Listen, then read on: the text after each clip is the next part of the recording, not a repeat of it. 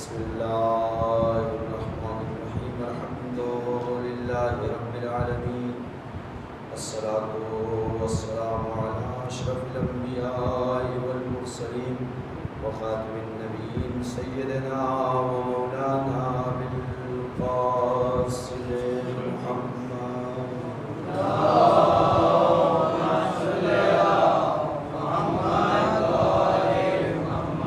وعلى أهل بيته الطيبين الطاهرين المعصومين المظلومين ولعنة الله على أعدائهم أجمعين من يومنا هذا إلى قيام يوم الدين.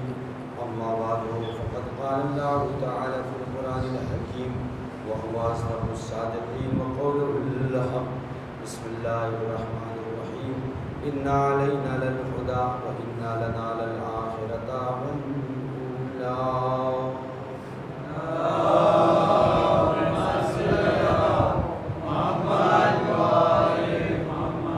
بزرگان محترم معزز سامعین کرام، اس آیت کریمہ کے ذیل میں رات میں 2 مجلسوں میں گفتگو کرنے کا شرف حاصل کیا تھا. اس وقت کی اس مجلس میں بھی اسی آیت کریمہ کے ذیل میں چند لمحے آپ حضرات کی خدمت میں گفتگو کرنے کا شرف حاصل کر رہا ہوں. خداوند عالم قرآن مجید میں ارشاد فرما رہا ہے، سورہ لیل آیت نمبر 12، اِنَّا عَلَيْنَا لَلْهُدَىٰ، ہدایت ہماری طرف سے ہے، وَإِنَّا لَنَا لَلْآخِرَةَ وَالْأُولَىٰ، اور دنیا و آخرت کا اختیار ہماری طرف سے. جب اللہ نے یہ کہہ دیا ہدایت کی ذمہ داری ہماری طرف سے ہے، تو پھر اس دین کا ہادی اللہ خود بنا کر بھیجے گا. جو بھی ہادی ہوگا وہ اللہ کی جانب سے ہوگا، بندوں کی جانب سے نہیں ہوگا. اگر بندوں کی جانب سے ہادی بن رہا ہے کوئی، تو وہ اس کے اندر کمیاں ہوں گی، اس کے اندر نواقصات ہوں گے، نقص ہوگا، ان کے اندر خامیاں ہوں گی، ان کے اندر غلطیاں ہوں گی. تو ہدایت کی ذمہ داری پروردگار نے لی ہے، اس وجہ سے ہادیان دین کا بھی انتظام اللہ نے کیا. اسی وجہ سے خالق کائنات قرآن مجید میں ارشاد فرما رہا ہے، انی جاعل فی الارض خلیفہ. پہلا ہادی پروردگار بھیج رہا ہے تو کہہ رہا میں روئے زمین پر خلیفہ بنا رہا ہوں. انی جاعل فی الارض خلیفہ. جناب ابراہیم کے لیے اللہ نے کہا انی جاعلک للناس اماما، میں تمہیں لوگوں کا امام بنا رہا ہوں. وجعلناہم ائمۃ، اور ہم نے ائمہ بنائے. یعنی جتنے ہادیان دین کو پروردگار نے بھیجا ہے خود بنا کر بھیجا ہے، اللہ نے قرار دیا ہے، بندے نے نہیں بنایا ہے. جناب عیسیٰ انی عبداللہ آتانی الکتاب وجعلنی نبیہ، میں اللہ کا بندہ ہوں، اللہ نے مجھے کتاب عطا کی ہے اور مجھے نبی بنا کر بھیجا ہے. تو جو ذمہ داری پروردگار کی ہے، تو پروردگار نے اپنی ذمہ داری کو نبھایا، ہادیان دین کو بھیجا. لیکن افسوس کا مقام یہ ہے کہ لوگوں نے ہادیان الہی کو نہیں مانا، نااہل کو ہادی مان لیا. اور جب نااہل کو ہادی انسان مان لیتا ہے تو اس کے اندر خرابیاں ہوتی ہیں. خواجہ نصیر الدین طوسی، ناصر الدین اللہ یہ بنی عباس کا خلیفہ ہے، اور خواجہ نصیر الدین طوسی یہ الگ شخصیت ہے. یہ اپنے گدھے کو لے کر اپنی چھت پر سوار ہو کر چلے گئے. اب جب چڑھ گئے گدھے کو لے کر، اسے نیچے لانا چاہ رہے ہیں، وہ نیچے آ ہی نہیں رہا. اوپر لے کے چلے گئے، آئے نیچے، پھر دوبارہ گئے، کوشش کی. نتیجہ کیا ہوا؟ اس گدھے نے خواجہ نصیر الدین طوسی کو بھی لات ماری، خواجہ نصیر الدین کو بھی لات ماری. اور اس کے بعد چونکہ اس زمانے میں کچی چھتیں ہوتی تھیں، چھتوں کو پھاڑ کے زمین پہ گر گیا وہ لات مار کے. تو کیا نتیجہ ہوا؟ جب نااہل کو اوپر پہنچایا گیا تو اس نے جس نے پہنچایا اس کو بھی نقصان پہنچایا، خود اپنے آپ کو بھی نقصان پہنچایا اور مقام کو بھی نقصان پہنچایا. جب نااہل کو خلیفہ بنا دیا جائے گا تو خلافت کو بھی نقصان پہنچائے گا اور لوگوں کو بھی نقصان پہنچائے گا. صلوات بھیجے محمد.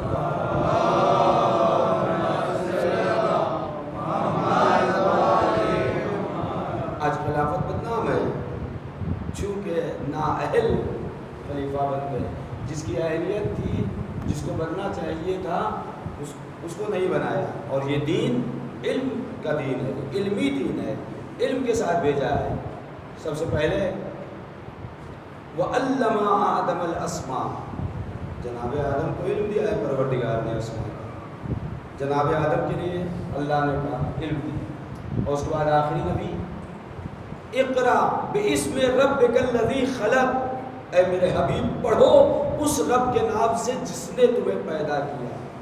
نبی نے مڑ کر نہیں پوچھا یہ رب ہے کون. کوئی تاریخ نہیں بتاتی کہ نبی نے جب وحی آئی ہے تو مڑ کے پوچھا ہو کہ یہ رب ہے کون. یعنی اس کا مطلب یہ ہے کہ نبی رب کو جانتا بھی تھا اور رب کو مانتا بھی تھا. اور نبی نے پلٹ کر یہ بھی نہیں کہا کہ تم ہو کون جو کہہ رہے ہو کہ رب کے نام سے پڑھو. یعنی نبی جبرائیل کو جانتے بھی تھے. اللہ کے بھیجے ہوئے فرشتے کو، جبرائیل کو نبی جانتے بھی تھے.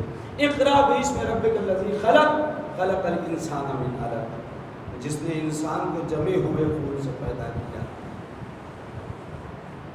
وَعَلَّمَ بِالْقَلَمِ، اور انسان کو قلم سے لکھنا سکھایا. اس رب کے نام سے پڑھو.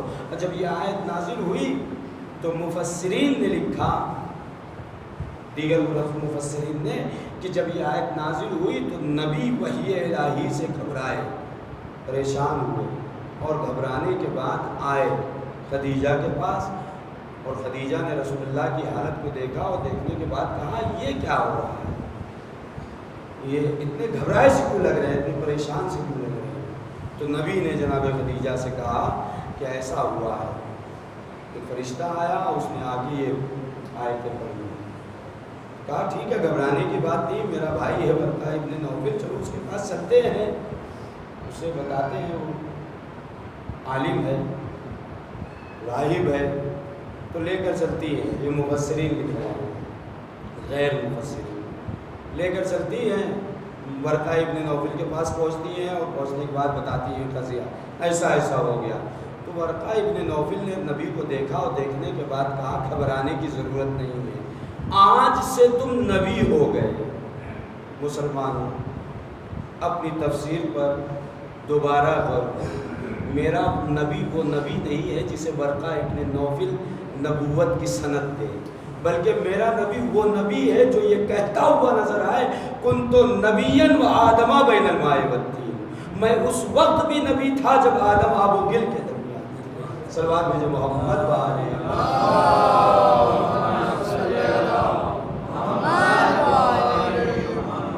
جہاں یہ تفسیر لکھی ہے وہیں پر ہمارے مفسرین نے لکھا ہے کہ جب یہ آیت نازل ہوئی تو نبی کس کے در پہ آئے؟ جناب ابو طالب کے در پہ آئے. اور آنے کے بعد کہا اے چچا پروردگار کا پیغام آ گیا ہے، وہی آ گئی ہے، اب بتائیے میں کیا کروں. تو جناب ابو طالب نے کہا اے بھتیجے، جو حکم پروردگار آیا ہے، جو کام تمہارے اوپر آیا ہے تم انجام دو، میں تمہارا ذمہ دار. یعنی آج اگر ابو طالب منع کر دیتے کہ میرے بھتیجے خاموش بیٹھ جاؤ، تو آج وہ مسلمان بھی نہ ہوتے جو ابو طالب کو کافر کہتے تھے، وہ مسلمان بھی نہ ہوتے. تو کلمہ جو آج مسلمان پڑھ رہا ہے، مسلمان ہو رہا ہے، یہ دین ہے جناب ابو طالب کی. جناب ابو طالب نے کہا پیغام پہنچاؤ. اور پوری دنیا کے مسلمان نقطۂ مرکزی کی حیثیت کسے دیتے ہیں؟ نبی. کیا کہتے ہیں؟ نبی نے جو کہا ہے ہم نے نبی کی بات کو مانا ہے. نبی نے کہا آدم آئے ہم نے مان لیا، نبی نے کہا نوح آئے ہم نے مان لیا، نبی نے کہا ابراہیم آئے ہم نے مان لیا، نبی نے کہا موسیٰ آئے ہم نے مان لیا، نبی نے کہا عیسیٰ آئے ہم نے مان لیا، نبی نے کہا جنت ہے مان لیا، نبی نے کہا دوزخ ہے مان لیا، نبی نے کہا کوثر ہے مان لیا، نبی نے کہا سلسبیل ہے مان لیا، نبی نے کہا شفاعت کے لیے مان لیا، نبی نے کہا قبر میں سوال و جواب ہوں گے مان لیا. کیا آپ نے جنت کو دیکھا؟ نہیں دیکھا، نبی کو مان لیا۔ جسے نہیں دیکھا نبی کو مان لیا، نبی کے کہنے سے مان لیا۔ آدم کو مان لیا، نہیں دیکھا۔ نوح کو مان لیا، نہیں دیکھا۔ ابراہیم کو مان لیا، نہیں دیکھا۔ مسلمانوں سے سوال کرتا ہوں، مسلمانوں یہ بتاؤ تم نبی کے کہنے پہ کیوں مان رہے ہو؟ کہ قرآن کی آیت ہے ذالک الکتاب لا ریب فیہ ھدی للمتقین الذین یؤمنون بالغیب۔ یہ قرآن ہدایت ہے ان لوگوں کے لیے جو غیب پر ایمان رکھتے ہیں، یعنی جسے تم نے نہیں دیکھا نبی کے کہنے سے مان لیا۔ آدم کو نہیں دیکھا نبی کے کہنے سے مان لیا۔ نوح کو نہیں دیکھا نبی کے کہنے سے مان لیا۔ ابراہیم کو نہیں دیکھا نبی کے کہنے سے مان لیا۔ شیطان جو گمراہ کرنے والا ہے اسے نہیں دیکھا کسی مسلمان نے، نبی کے کہنے سے مان لیا۔ جو گمراہ کرنے والا ہے اسے نہیں دیکھا، نبی کے کہنے سے مان لیا۔ پھر جو ہادی ہے، امام وقت ہے، اس کا انکار کیوں ہے؟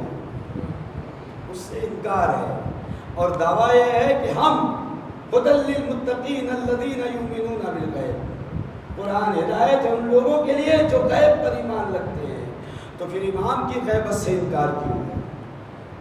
تو اس کا مطلب یہ ہوا کہ اپنے مطلب کی جو چیزیں ہیں اسے مان لو گے، اور جو اپنے مطلب کی نہیں ہے اسے کنارے کر دو گے۔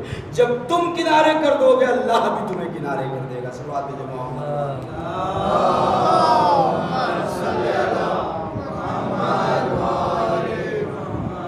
تو میرے عزیزوں، مسلمانوں کا عالمیہ یہ کہ جسے نہیں دیکھا نبی کے کہنے سے مان لیا۔ آدم کو نہیں دیکھا نبی کے کہنے سے مان لیا۔ نوح کو نہیں دیکھا نبی کے کہنے سے مان لیا۔ ابراہیم کو نہیں دیکھا نبی کے کہنے سے مان لیا۔ عیسیٰ کو نہیں دیکھا نبی کے کہنے سے مان لیا۔ تمام انبیاء کو نبی کے کہنے سے مان لیا۔ جنت کو نہیں دیکھا نبی کے کہنے سے مان لیا۔ جنت میں گئے؟ سوال کیا جائے تو نہیں گئے۔ جناب ابراہیم سے ملاقات کی، نارے نمرودی کو اپنی نگاہوں سے دیکھا؟ نہیں دیکھا۔ جناب موسیٰ کو دریائے نیل میں جاتے ہوئے دیکھا؟ نہیں دیکھا۔ مان لیا نبی کے کہنے سے۔ تمام انبیاء کو نبی کے کہنے سے مان لیا، نہیں دیکھا۔ جنت کو نبی کے کہنے سے مان لیا، نہیں دیکھا۔ کوثر کو نبی کے کہنے سے مان لیا، نہیں دیکھا۔ سلسبیل کو نبی کے کہنے سے مان لیا، نہیں دیکھا۔ حوروں کو نبی کے کہنے سے مان لیا، نہیں دیکھا۔ نبی کے کہنے سے مان لیا، اور جسے نبی نے سوالات حاجیوں میں دکھایا بھی، بتایا بھی، کہا بھی، من کنت مولاہ فہذا صلوات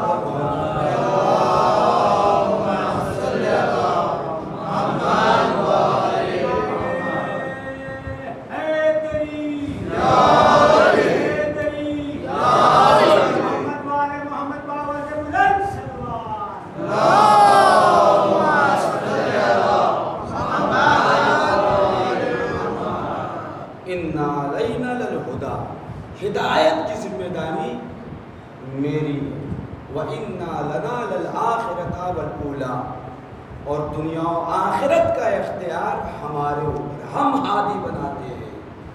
تو آج یہ مسلمانوں میں اختلافات کیوں ہیں؟ مسلمانوں کے 5 فرقے ہیں، 4 فرقے ایسے ہیں چاروں کے مسلح الگ الگ ہیں۔ مالکیوں کا مسلح الگ، حنبلیوں کا مسلح الگ، شافعیوں کا مسلح الگ، 4 امام ہیں، مسلح الگ الگ ہیں، لیکن الحمدللہ ہمارے ہاں 12 امام ہیں مسلح۔ آج مسلمانوں میں اختلاف کیوں ہے؟ اختلاف اس وجہ سے کہ نبی نے جو راستہ بتایا تھا، نبی نے جو آخری وقت میں کہا تھا انی تارک فیکم الثقلین کتاب اللہ و عترتی و اہل بیتی، میں تمہارے درمیان 2 چیزیں چھوڑ کر جا رہا ہوں، ایک اللہ کی کتاب، دوسرے میری عطرت۔ جب تک تم مجھ سے وابستہ رہو گے گمراہ نہیں ہوگے۔ مسلمانوں نے ایک کو تھام لیا، دوسرے کو چھوڑ دیا، جس کا نتیجہ یہ ہے کہ 4 مسلح ہیں، چاروں کے چاروں۔ لیکن یہاں کیا ہے؟ ہم نے 12 کو مانا، ہم نے قرآن کو مانا، ہم نے اہل بیت کو بھی مانا، نتیجہ یہ ہوا 12 امام ہیں مسلح۔ ہمارے یہاں اختلاف نہیں ہے۔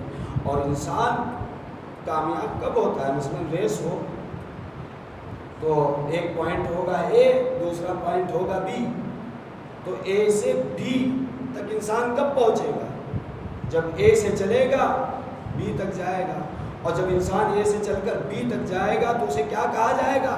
کامیاب کہا جائے گا۔ لیکن یہی انسان اے سے چل کے سی پہ چلے جائے، ڈی پہ چلا جائے، ہے نا، تو انسان کیا ہوگا؟ گمراہ ہوگا، صراط مستقیم سے ہٹ گیا۔ تو میرے عزیزو، رسول نے اے اور بی بتایا تھا، قرآن اور اہل بیت بتایا تھا، مسلمانوں نے اے تو پکڑ لیا اور اس کے بعد راستہ چینج کر لیا، جس کا نتیجہ یہ ہے کہ آج مسلمان گمراہ ہے۔ تو ہدایت کی ذمہ داری اللہ کی ہے، اور اللہ جسے ہادی بناتا ہے اس کے یہاں خطا نہیں ہوتا، اس کی اطاعت کائنات کا ذرہ ذرہ کرتا ہے۔ امام عسکری علیہ السلام جن کی آج شہادت کی تعلیم ہے، آپ دیکھیں امام عسکری علیہ السلام کو عسکری کیوں کہتے ہیں؟ علماء نے اس کی دو وجہ بتائی۔ ایک تو امام جہاں رہتے تھے وہاں سپاہی چھاؤنی جسے اپنی زبان میں کہا جائے، ہے نا، چھاؤنی تھی، فورس تھی، فوجی تھے وہاں پر، اس لیے۔ دوسری وجہ یہ ہے کہ جب آپ کے بابا کو بادشاہ وقت نے، خلیفہ وقت نے بلایا اور بلانے کے بعد اپنا اقتدار دکھانا چاہا کہ میرے اندر اتنی طاقت ہے، میرے پاس اتنی فوج ہے، میرے پاس اتنا اسلحہ ہے، اپنا اقتدار دکھانا چاہا، تو اس معمولی سے اقتدار کو دکھانا چاہ رہے ہو؟ یہاں رسول کا غلام بھی اقتدار دکھا سکتا ہے بغیر اسلحے کے۔ سلمان یہ اقتدار دکھانے کے لیے اس نے فوجوں کو کہہ دیا کہ ہم فلاں جگہ امام کو لے کر آئیں گے، امام کے ساتھ امام عسکری علیہ السلام، اپنے بابا امام نقی علیہ السلام کے ساتھ امام عسکری بھی ہے۔ یہ ایک بلندی پر جا کے کھڑا ہوتا ہے امام، 11ویں امام اور 10ویں امام کھڑے ہوتے ہیں ساتھ میں، ساری فوج آ گئی، امام سے کہہ رہا ہے دیکھ رہے ہیں آپ یہ فوج؟ کہاں دیکھ رہا ہوں، معلوم ہے کس کی ہے؟ میری۔ کہہ رہا ہے میری ہے، کہاں دیکھ رہا ہوں یہ تیری فوج ہے۔ کہا پھر بھی تم ہمارے خلاف باتیں کرتے ہو، اتنی طاقت ہمارے پاس موجود ہے، پھر بھی باز نہیں آ رہے ہو۔ امام نے کہا تو میری طاقت دیکھنا چاہتا ہے؟ کہاں دکھائیے؟ اب امام نے کہا ذرا آسمان کی طرف دیکھ اور زمین کی طرف دیکھ۔ اب جو اس نے آسمان و زمین کی طرف دیکھا، جدھر بھی دیکھا فوج ہی فوج، لشکر ہی لشکر، لشکر ہی لشکر۔ اب جو اس نے پورے لشکر کو دیکھا، فوج کو دیکھا، حیران ہو گئے، یہاں تک کہ بے ہوش ہو گیا۔ اب جو ہوش آیا، ہوش آنے کے بعد کہتا ہے اتنا بڑا لشکر، کہا تو گھبرا نہیں، ہم اس کا اب استعمال نہیں کرتے، تیری حکومت ہم نہیں چھینیں گے۔ یہی وجہ تھی مولا کائنات 25 برس تک خاموش رہے، ورنہ خلافت لینا چاہتے تو امام لے سکتے تھے، لیکن دین کو معجزات سے نہیں پھیلانا تھا۔ جس طریقے کے انسان تھے انہی اختیارات کے ذریعے دین کو پھیلانا تھا۔ امام اقتدار دکھا سکتے تھے، یہی امام ہے میرے عزیزوں۔ ابو حمزہ کہتا ہے کہ میں امام کی خدمت میں حاضر تھا، بیٹھا ہوا تھا امام کی خدمت میں، تمام ہر نسل و رنگ کے غلام موجود تھے، اور امام جس سے بھی بات کر رہے تھے اس کی زبان میں بات کر رہے تھے، اس کی زبان میں بات کر رہے تھے، جس غلام سے بھی بات کر رہے تھے، جس زبان کا وہ مالک تھا اس زبان میں بات کر رہے تھے۔ میں حیران ہوا، میں پریشان ہوا، ابو حمزہ کہہ رہا ہے میں حیران ہوا کہ انہوں نے تو باہری سفر تک نہیں کیا ہے، کسی دوسرے ملک میں بھی نہیں گئے ہیں، اور جس سے بھی بات کر رہے ہیں اس کی زبان میں بات کر رہے ہیں۔ بس ایک مرتبہ اس نے سوال کر لیا امام عسکری سے، مولا وجہ کیا ہے؟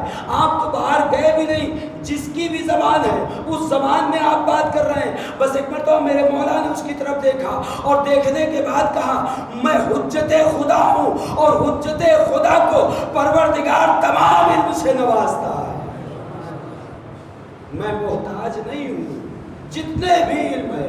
اسی وجہ سے مولا کائنات نے کہا تھا انا علم اللہ، میں اللہ کا علم ہوں، اور امام مظہر صفات پروردگار۔ صلوات بھیجو محمد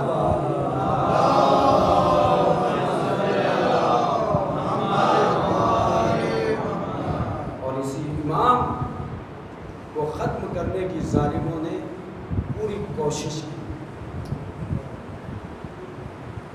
معتمد اپنے غلام تحریر سے کہتا جتنی بھی سختی ہو سکے ان کے ساتھ کرو، اور وہ سختی پہ سختی کر رہا ہے۔ زندان میں ضرورت سے زیادہ سختیاں امام کے اوپر کر رہا ہے، یہاں تک کہ اس کی زوجہ اس کی مخالف ہو گئی کہ تجھے شرم نہیں آتی، یہ آل رسول ہیں، تو رسول کو منہ کیا دکھائے گا، تو کیا بتائے گا رسول کو، کیسے سامنا کرے گا رسول، اتنی سختیاں کر رہا ہے۔ امام وقت ہے، فرزند رسول ہیں، آل رسول ہیں، تجھے شرم نہیں آتی؟ اس نے جواب اپنی زوجہ کو کیا دیا، تجھے یہ سختیاں زیادہ لگ رہی، اب اس سے زیادہ سختی کر رہی ہے۔ اس نے انسانوں کے زندان سے نکال کر درندوں میں امام کو ڈالا تاکہ یہ درندے امام کو ختم کر دیں، کھا جائیں، پھاڑ جائیں۔ اس نے جب درندوں میں امام کو ڈالا، امام نے مصلی بچھایا۔ مصلی کا بچھانا تھا کہ جتنے بھی درندے تھے قدموں میں امام کے گر گئے، سجدہ ریز ہو گئے۔ امام حجت خدا ہے، امام احترام کا محتاج نہیں ہوتا ہے، کائنات کا ذرہ ذرہ امام کا احترام کرتا ہے امام کے لیے۔ اور میرے عزیزوں، اور اس کے بعد جب یہ دیکھ کر حیران و پریشان ہو گیا تو جو اس کو سکھاتا تھا شیروں کو، دیکھ بھال کرتا تھا، اس کو پنجرے میں ڈالا گیا۔ اب حجت خدا نے اپنا بھی دکھایا۔ اب جیسی یہ گیا ہے پنجرے میں، ان شیروں نے اسے چیر پھاڑ کر ختم کر دیا۔ حجت خدا کو اگر تم ذلیل کرنے کی کوشش کرو گے، خدا تمہیں رسوا کرے گا، خدا تمہیں ذلیل کرے گا۔ اور میرے عزیزوں، امام، اسی امام کو جب کوئی حربہ نہ چل سکا تو امام کو کھانے میں زہر دیا گیا۔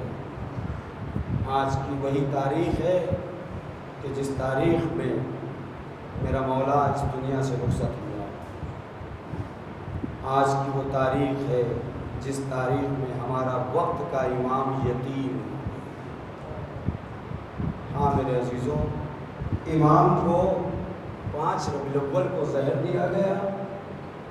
7 ربیع الاول کو حالت یہ تھی کہ امام کھڑے ہو کر نماز نہ پڑھ سکے۔ بیٹھ کر، ایک معصوم کے لیے بیٹھ کر نماز پڑھنا بڑا سخت ہوتا ہے۔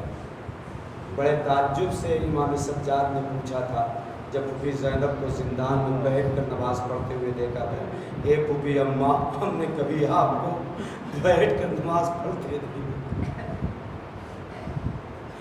ہاں، شہزادی فاطمہ الزہرا سلام اللہ علیہا جب پسلیاں ٹوٹی ہے میرے عزیزوں، اس حال میں بھی شہزادی ایک ہاتھ سے پسلی پکڑتی تھی، دوسرے ہاتھ سے دیوار کا سہارا لے کر شہزادی مصلی پر کھڑے ہو کر نماز پڑھتی تھی۔ کتنا کمزور ہو گیا ہے امام کہ کھڑے ہو کر 7 ربیع الاول کو مغرب کی نماز نہ پڑھ سکا امام۔